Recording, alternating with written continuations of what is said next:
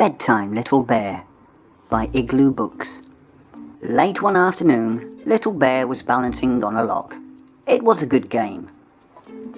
"Time for bed, Little Bear," called Mother Bear. "It's getting late." Little Bear stopped balancing for a moment and fell off. He didn't feel a bit sleepy. "I don't think that can have been Mother Bear calling me," he said to himself. "It must have been the trickling stream." A few minutes later, Little Bear found some lovely leaves to play in. His friend, Mouse, passed by. "Little Bear," called Mouse, "I think I heard Mother Bear calling you." Little Bear poked out his head. He didn't want to stop playing. He was having so much fun. "I don't think that can have been Mouse's squeaky voice," he said to himself. "It must have been the rustling leaves." When Little Bear finished playing, he noticed that the sky was as red and gold as the fallen leaves he'd been playing in. He climbed a tree to get a better view. High in the branches, his friend Squirrel came scampering past. "Little Bear," called Squirrel, "didn't I hear Mother Bear and Mouse calling to you?" Little Bear hugged the trunk. "That wasn't Squirrel calling," he said to himself. "It must have been the breeze swishing through the trees." Little Bear watched as the sun slipped behind the hill. Then he climbed down to the bottom of the tree. Shadows were deepening all around him. "It's time to go home," said Little Bear. As Little Bear trudged through the trees, the moon rose up into the sky and all the twinkling stars came out.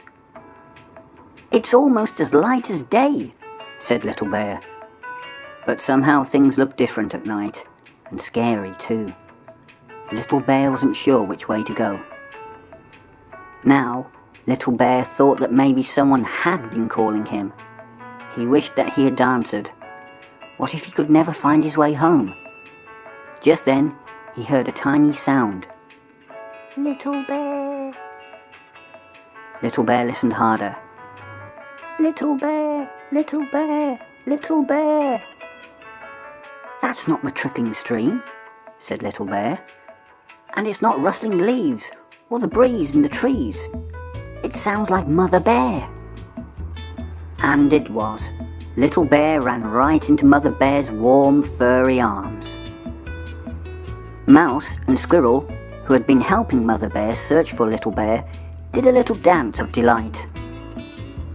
Little Bear felt very sleepy now, so Mother Bear carried him home to his snuggly bed. "Good night, Little Bear," said Mother Bear softly. "Good night, Little Bear," called Mouse from his comfy bed. "Good night, Little Bear," said Squirrel from his treetop nest. It was peaceful in the woodland, and all that could be heard was the trickling stream, and the rustling leaves, and the breeze in the trees, and a little bear snoring softly. Choose what video you want to see next and subscribe to the channel to see new and interesting stories and tales.